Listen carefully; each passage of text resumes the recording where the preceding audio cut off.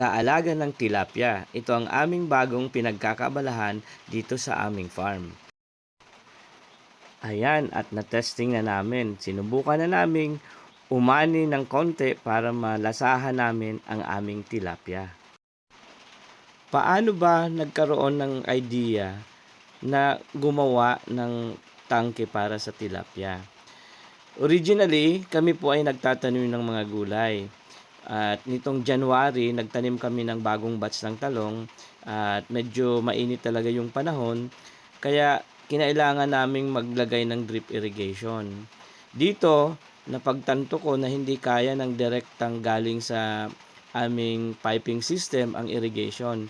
Kinakailangan kong gumawa ng isang tangke na kung saan temporarily ilalagay yung tubig para mapadaloy dito sa aming mga drip hose.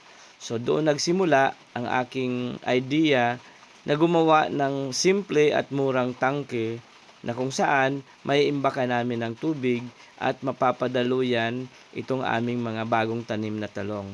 Makikita nyo, medyo tuyo ang lupa at talagang kailangan na diligan. So dito ako nagkaroon ng inspirasyon na gumawa ng tangke na kung saan yung mura at hindi masyadong mahirap gawin at pwede siyang ilipat. Dito nabuo ang aking inspirasyon na gumawa ng imbaka ng tubig na mura at madaling gawin. Kaya gumawa ako ng trapal at dinagyan ko ng mga suportang kawayan at mayroong yerong tubo na humahawak sa kanyang paligid. Subalit makikita nyo, hindi pala sapat yung tibay ng kawayan para suportahan yung bigat ng tubig. So, yung aking ginawa na imbaka ng tubig sa time na to, mukhang hindi siya uubra.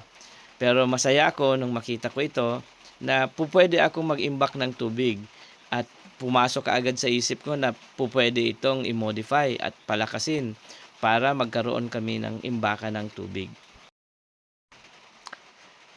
At yun nga ang ginawa ko.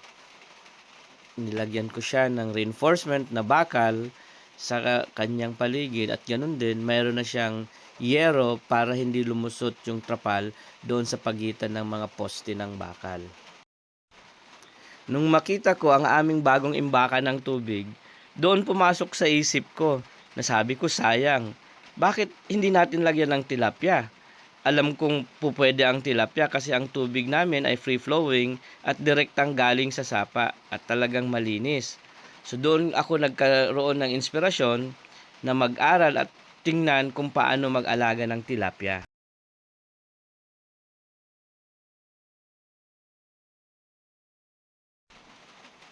Wala akong sinayang na panahon. Naghanap agad ako ng fingerlings at inilagay ko sa aming bagong water storage tank. Eto nga, mayroon na akong bagong pangalis ng stress, ang pagpakain ng mga tilapia. Sadyang nakakaaliw nga naman talaga at nakakatuwa na makita ang masisiglang mga tilapia dahil malinis talaga ang tubig namin.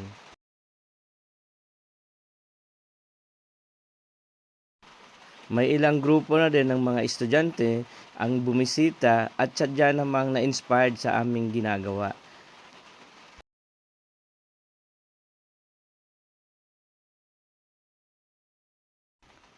Ngayon, gumagawa na ako ng pangalawang water storage tank namin. May client na ako na gustong magpaalaga ng tilapia. Sa tingin ko po pwedeng maging ganitong setup. Kami ang mag-aalaga, sila ang magfa-finance at parang magre-renta lang dito sa aming mga fish tank. Ano sa palagay nyo? Magandang negosyo din kaya ito? Subaybayan ninyo kami. Palaisdaan sa gitna ng gulayan para sa ekonomiya at syempre para sa ating pamilya.